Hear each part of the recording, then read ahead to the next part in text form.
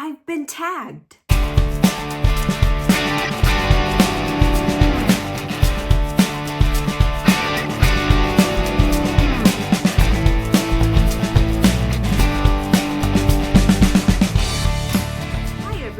My name is Janna-Kay. Welcome to Flourish Crochet.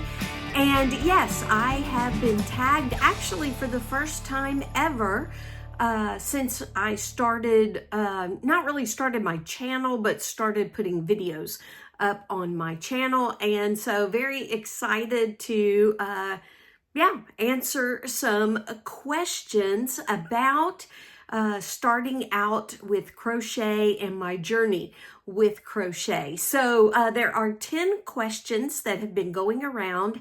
Heather at Strings and Threads tagged me, and so I am here to answer those questions. I haven't really thought about who I'm going to tag. I know that there are people that really like doing these questions and being tagged, and then there's some that don't, and so I will put the names of people that I will possibly tag in the description box below. So let's get started. Question number 1.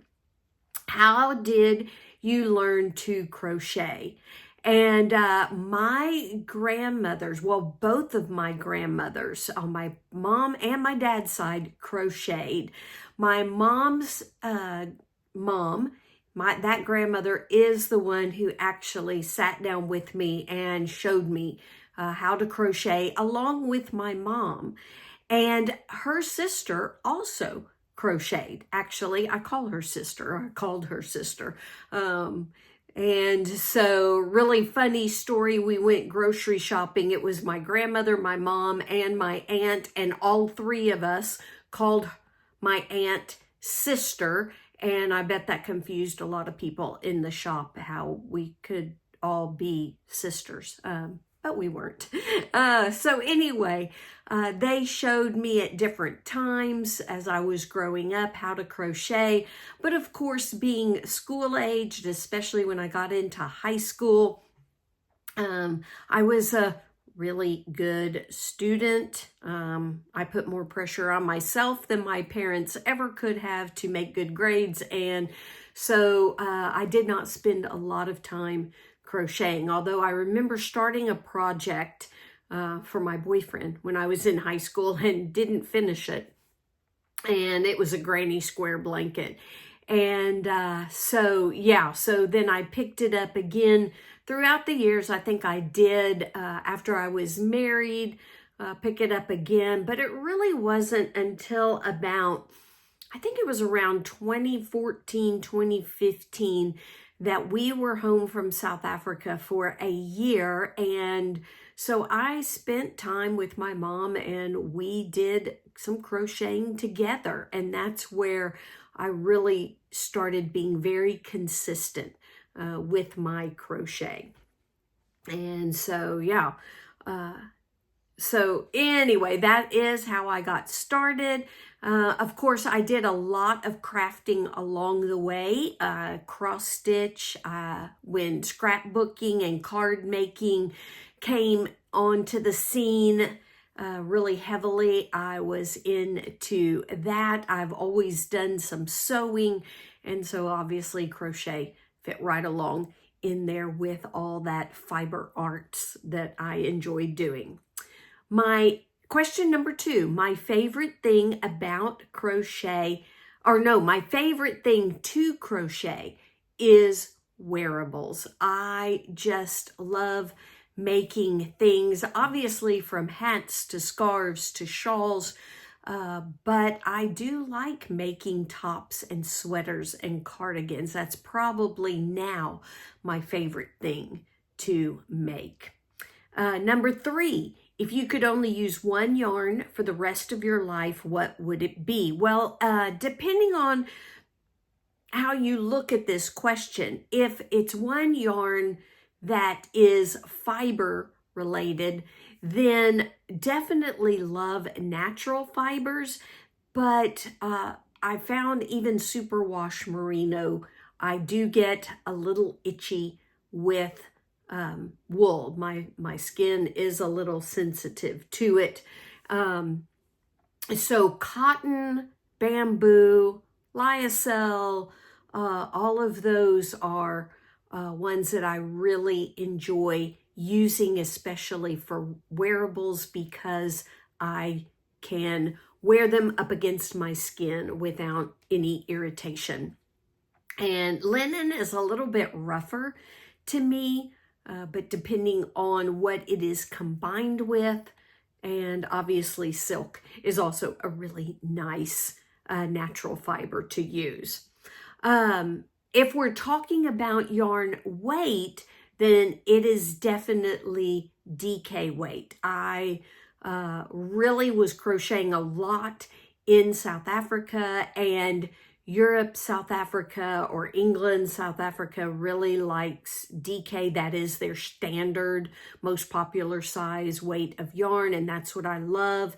And if it gets too much over that, I don't mind using it for blankets, but not for wearables. DK or less is actually the perfect size yarn, obviously picking the right hook for a real drapey wearable. Even if you're going to make a sweater to keep warm in, I feel like I'm wearing a blanket if I am using anything bigger than DK. So DK, I think it's an all-around great yarn. It still works great for blankets, but also works for wearables. And so, yeah, if I had to pick a weight of yarn, it would definitely be DK. That is to use for the rest of my life. What is, number 4, what is the weirdest thing you have ever made? Well, at first I would have said a bat, and I will put a picture because it was a gift up on the screen of the bat I made, but actually it was really cute. It was for a 4 or 5, I can't remember if she had a birthday yet, a 4 or 5-year-old young girl.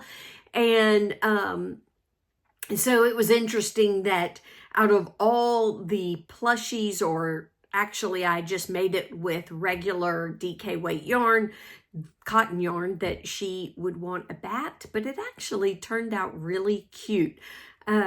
So probably now I would say the weirdest thing I have ever made is this, a frog with a crown.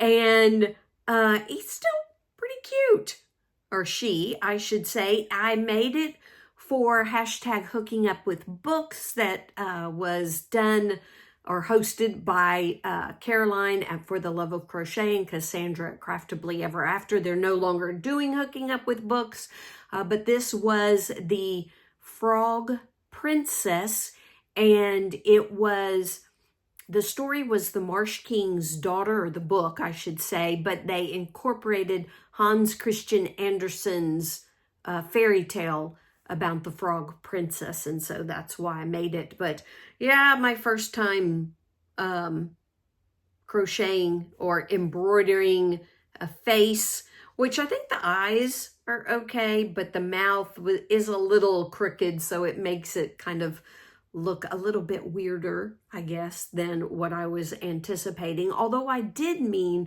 for the frog to have kind of a sad face, because in Hans Christian Andersen's fairy tale, when during the day when she was a beautiful young lady, she was really not a nice young lady, and then she became a frog and was a very pleasant frog. So I've kind of combined the frog, the pleasant frog, with the sad face.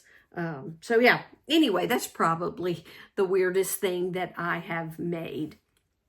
Question number 5. What is something you will never crochet? So I am going to say an entire large, qualifying it, Tunisian crochet project.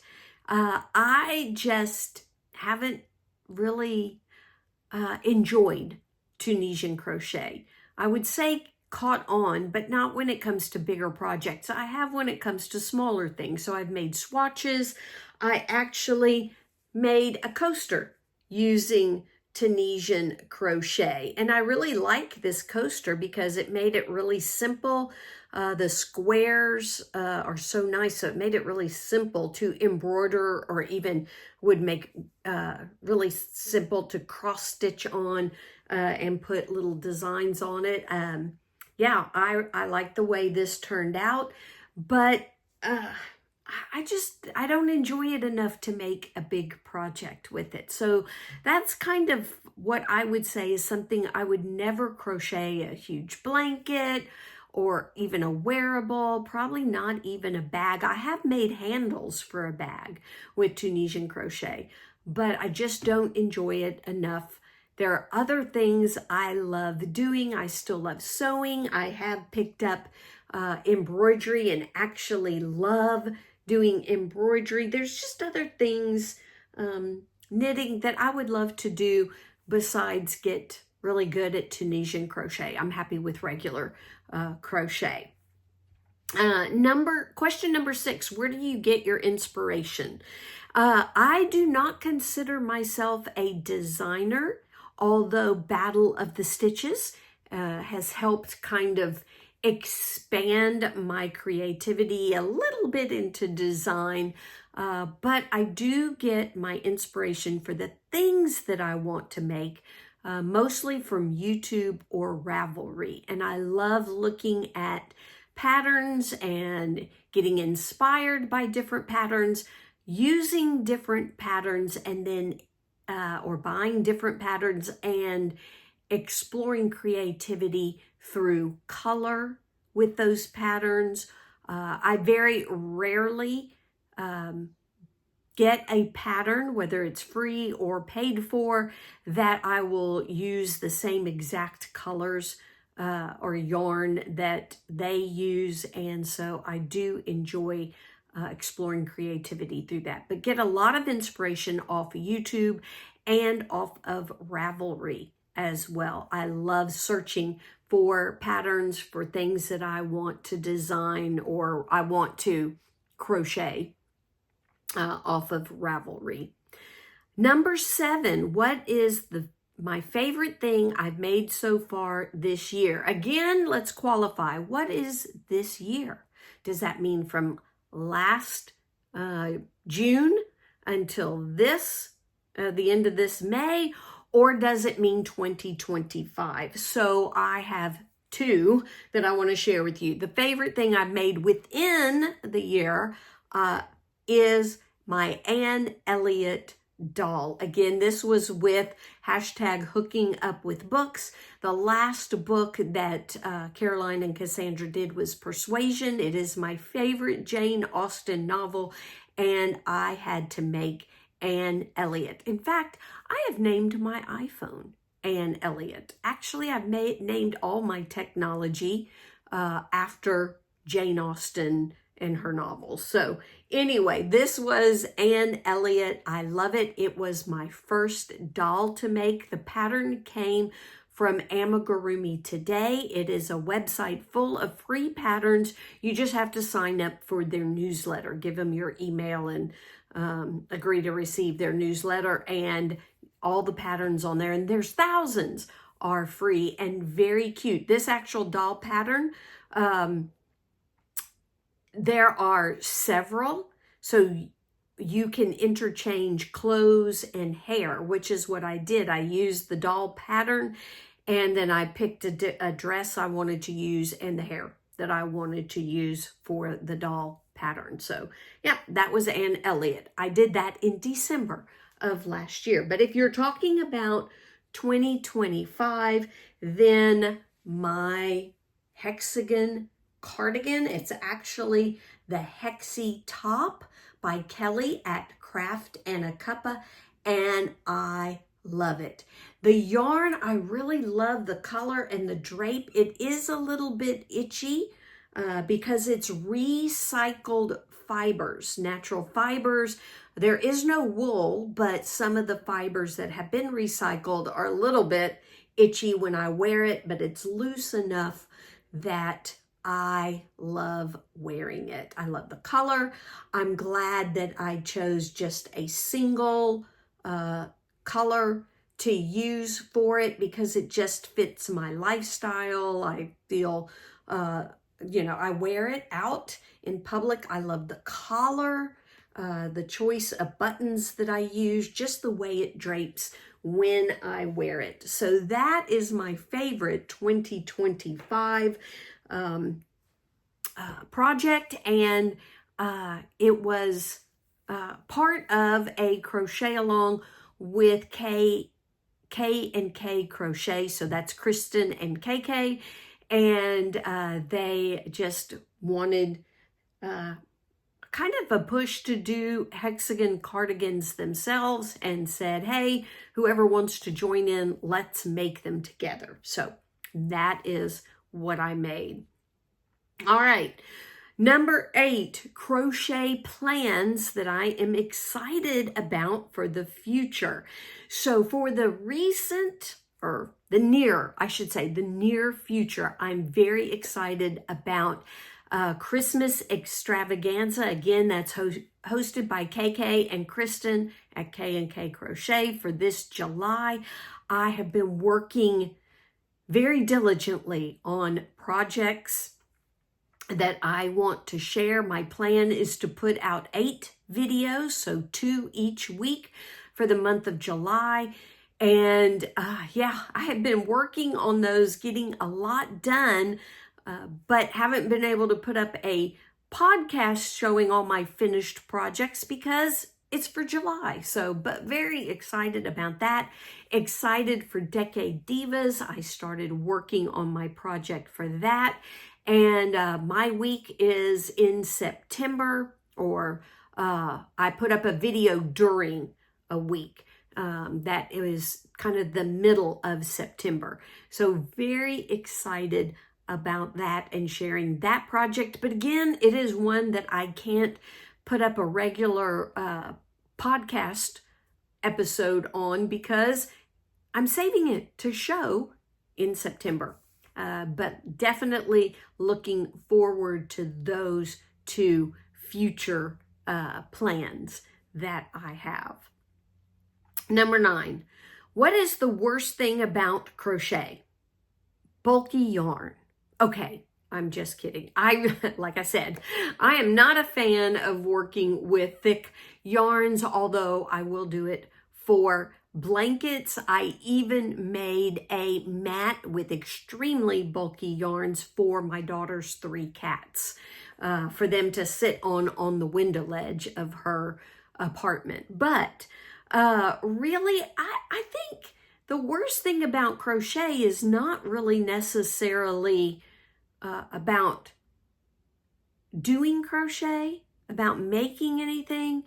I really hate the way knitters view crochet.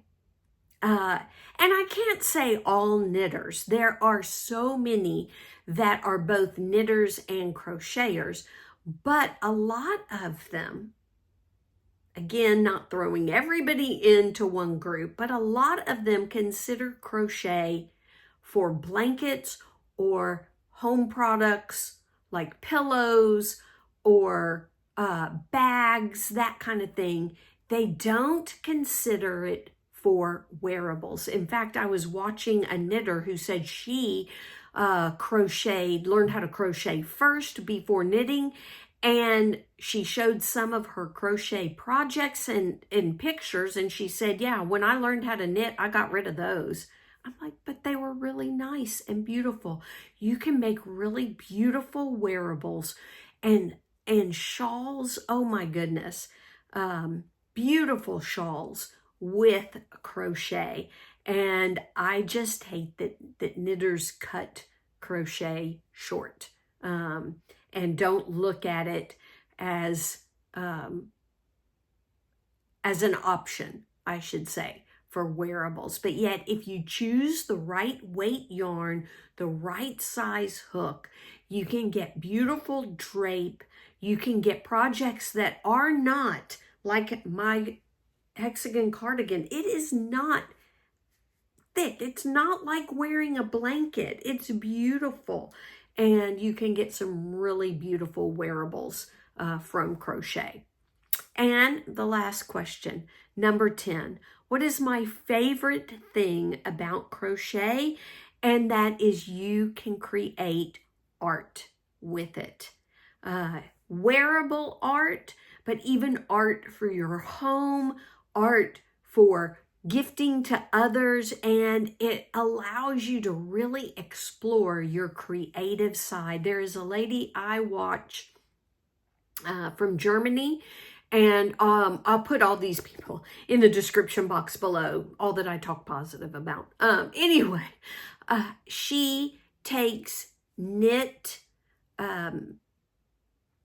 color work designs, the squares and everything, and she does them in single crochet and makes absolutely gorgeous sweaters. She's one of the first ones that I saw that makes that just did a free-handed design of artwork. Some beautiful projects. I also have to say that I love crochet because it is portable. There are a lot of crafts like cross stitch or embroidery or English paper piecing, something, that kind of thing. There are lots of knitting designs, smaller projects that you can take with you. But crochet is the same way. I can sit in the living room with my family and still crochet. Whereas things like sewing, if you're at a machine, if it's not hand sewing and you need the machine, you have to, you know, I'm not putting a sewing machine in my living room. And so it does kind of put you to the side, put you away from spending time with people or taking it with you. Pottery, even quilting, especially when it gets really big or if you're using the machine. So there's a lot of crafting. My paper work crafting, there was a lot like scrapbooking and card making that I could not just do. I had to do at my desk in my craft room or in my office without being part of family. So I just love the portability and the being able to be around people while I am crafting. So those are two of my favorite things about crochet. So that is the 10 questions. They will also be in the description box below. And I hope that it gave you some insight to my passion and my love for crochet and how that came about and my journey with crochet. So I do have some finished projects that I will be putting out. The beginning of June, I will be putting out a regular podcast to show some of those to you and some other things that I have been crafting. So I would love to know if you want to answer all 10 questions in the comments below, or if you want to pick a few and answer. Would love to know about your crochet journey, what you love, what you're not fond of, and how you became a crocheter. So y'all have a wonderful day. Bye-bye, y'all.